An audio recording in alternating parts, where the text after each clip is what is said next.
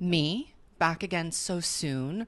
But of course, Taylor Swift is doing nonsense, and I am your messy boots on the ground reporter here to tell you all about the track list for her 11th studio album, The Tortured Poets Department. She dropped it on Instagram randomly, and the material that we've been given is so thorough and it is so shocking and revealing that I just had to hop on here and dissect it with you. Welcome to my channel, or welcome back to my channel. If you're new here, my name is Zach. I am the Swiftologist. I make thoughtful weekly videos about pop culture, and you may notice that I make a lot of videos about Taylor Swift, and that's because she has been doing a lot. And today we're going to be talking about this insane announcement that she did in the middle of the Grammys.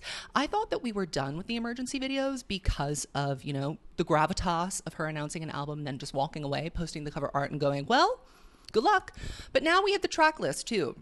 I'm not used to getting this much information at once. Oh, no, she's been Miss Cryptic for way too long. So I was bamboozled. I was shocked. I was surprised, honey. I was in tears almost. But now we are here, and I have formulated some thoughts to share with you on the content that has been delivered to us. I did one of these videos for Midnights where I went through the track list before it came out, and I gave you my unhinged predictions and my analysis of what this record was going to be. Now, Midnights ended up being the perennially befuddled, confusing record. So, my predictions did and didn't come true.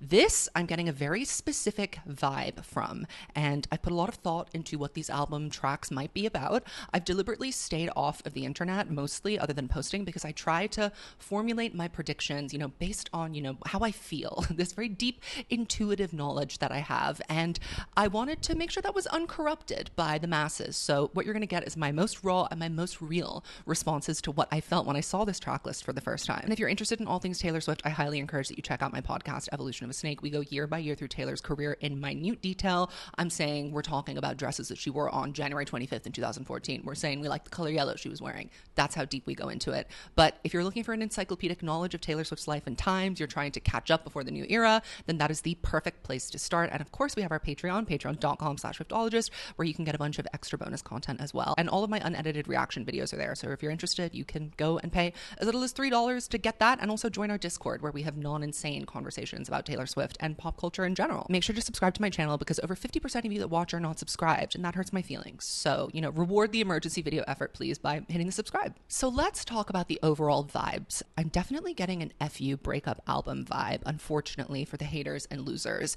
Sit and think about how long it's actually been since we've had a real, raw, fresh from the heart dispatch from Taylor Swift on one of her relationships.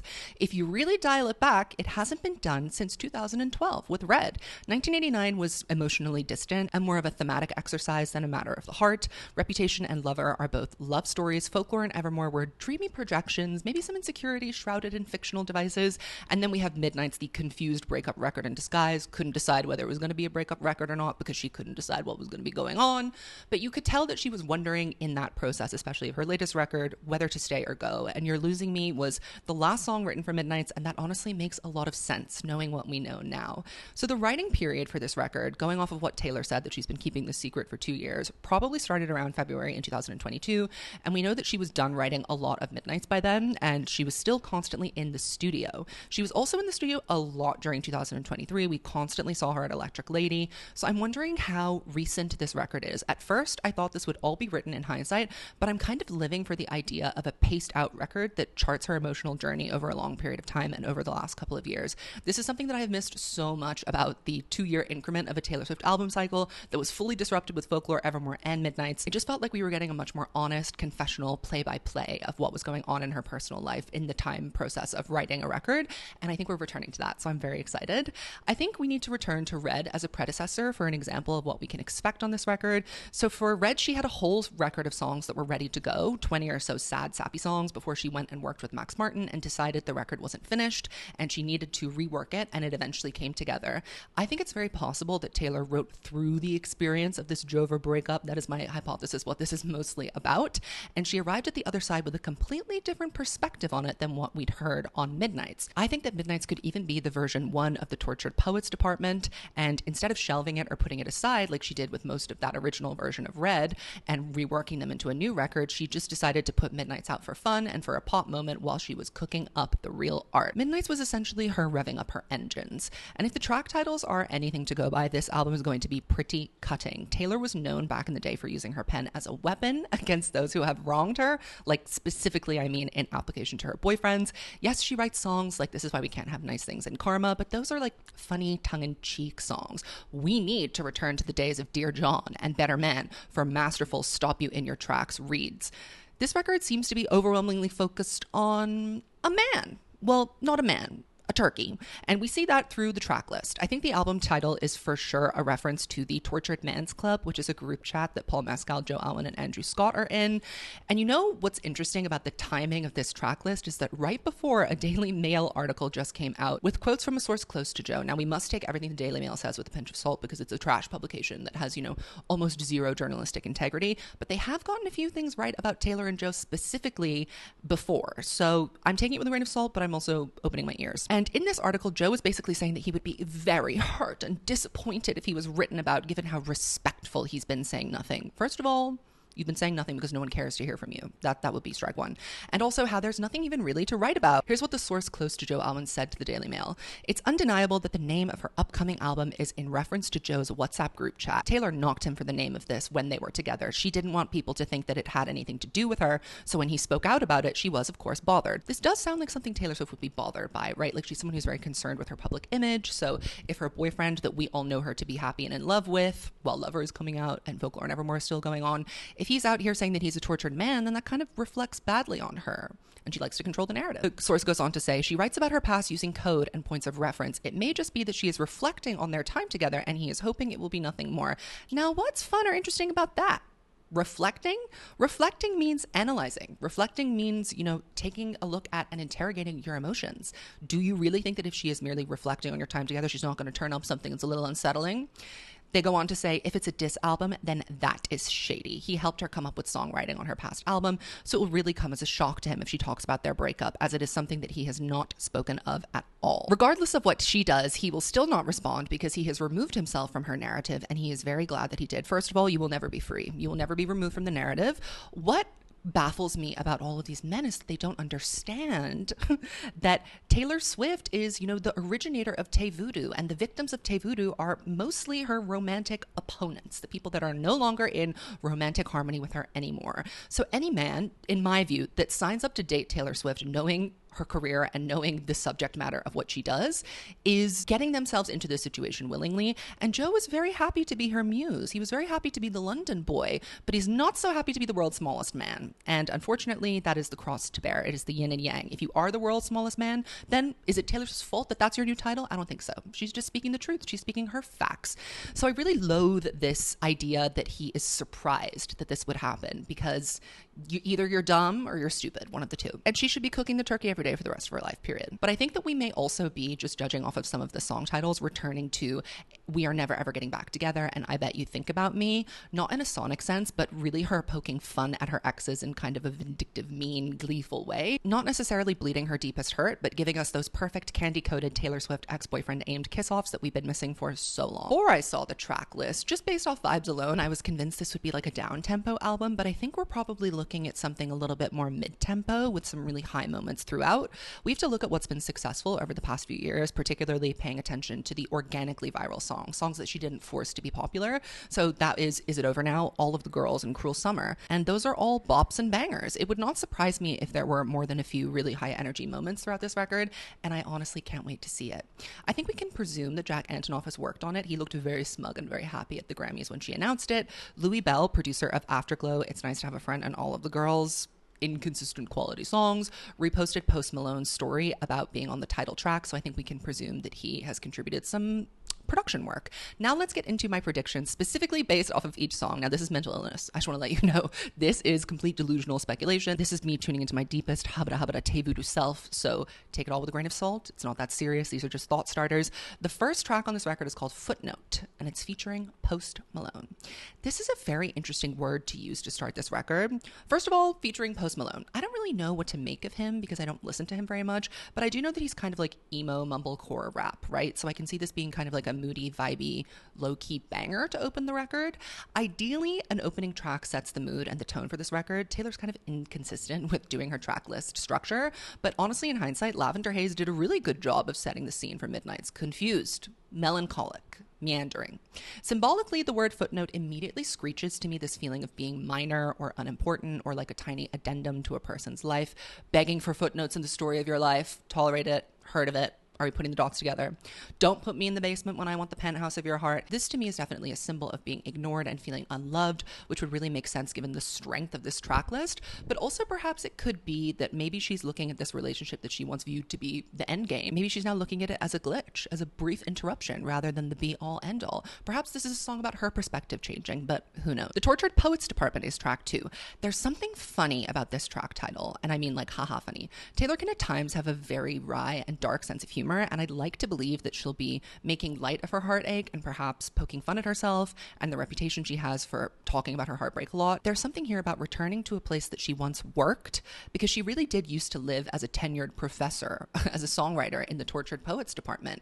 Could this be about her revisiting that past part of herself, winding up back in this position after thinking she had moved on from it forever and gone to the different academic specialty of true, bright, burning love that is golden like daylight?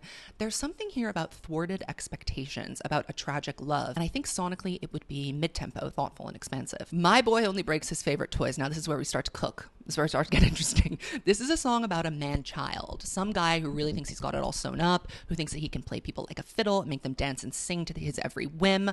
I believe that Taylor was under the spell of such a turkey for some period of time, and look, she changed her whole outlook and approach to being famous to be with this certain turkey. There is something very psychotic and insecure that damaged men do, which is take out their insecurities or frustrations with themselves on others, especially their beloved female partners. Think about it. It's moronic to break your favorite toy, but a person with little healthy coping mechanisms can only destroy. They can't create or foster anything good or take care of something. So I think this song could be about the slow accumulation of grudges and resentments. Every morning I glared at you with storms in my eyes. There's something here about being willfully blind to the reality of a situation and being so confident in your own gravitas that you think you can behave however you like with someone and get away with it. Production wise, to me, this is giving Now That We Don't Talk. I don't know why, I just feel that sassy bop. I just feel it. Down bad. Now, no one wants to be down bad. Wouldn't wish it on my own worst enemy, especially not for a man. To be down bad is to basically ignore all signs of rational objectivity because you are literally so transfixed by a person that you cannot look away despite all the warning signs that are telling you to run. My mother accused me of losing my mind, but I swore that I was fine. In that ilk. I think this could be a really funny and upbeat number, or it could be about really rotting and stewing in your misery and feeling trapped by the overwhelming enormity of your love. So Long London is track 5. Track 5. I mean, how can you deny what this record is most likely going to be when you see this song title? It's giving turkey destruction. It's giving Thanksgiving cookout. It's giving we're going to unpardon the turkey. This is the greatest song ever made. I know it. And it's also giving I'm going to tell you what the has been going on because I know you've been wondering about it for a hot minute, and I've been very quiet and patient about the demise of this nonsense for a very long time. London obviously became a place of great importance to Taylor during her turkey lurkey time. She spent a lot of time in 2017 hiding out there, and also a lot of the pandemic there too. That period of her life was so formative and essential, and London offered her a soft place to land, a nice refuge from everything and everyone she knew when she was being canceled back in the States. It was really symbolic of, the phoenix rising from the ashes. That was the ground zero of that. And so I hope this is a song where she reckons with what she hated about London or reflects on having a place completely tainted by its association with someone who is no longer in your life anymore. I'm kind of superstitious about stuff like that. Like, I don't like to listen to music if I know I'm going to meet someone and it's not going to go well, or if I'm reconnecting with an ex or whatever it is.